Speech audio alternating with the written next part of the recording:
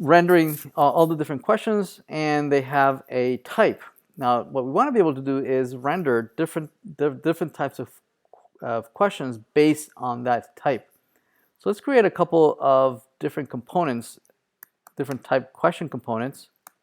One maybe called the true, false question, and let's also generate another one so that we can distinguish between the two and toggle between the two. So this will be maybe multiple choice question component. Once we have that, what we could do is that we either render one or the other, right? So for instance, in when we are in the client rendering each one of these, what we could do, instead of rendering just the question, we could instead either render the true false component, right? Or we could render the multiple choice component, right? Right now we're going to render both just to show you. There they are. So we have both of them. So what we could do is that use this type to drive whether we want to draw one or the other. So to do that, what we're going to do is that we're going to use the following strategy, right? We're going to have an outer component, right? Do a switch case, ng switch case, that's going to switch on the type of the question. And based on its value, it's going to render one or the other. Okay?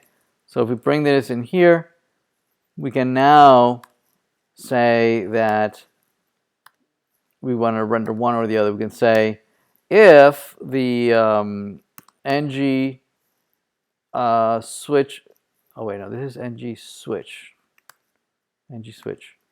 This is the ng switch case. Where is it? Switch case. There we go. Right. If it's equal to what was it? True, false. Then it'll render this. If instead the ng switch case is something different, it's this one. It's multiple choice.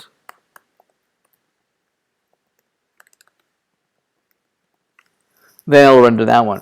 Now I can never remember whether it's asterisk or what, right? So I have the cheat sheet over here.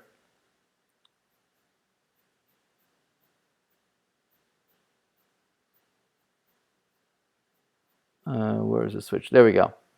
Yeah, okay. ng switch is with the square brackets,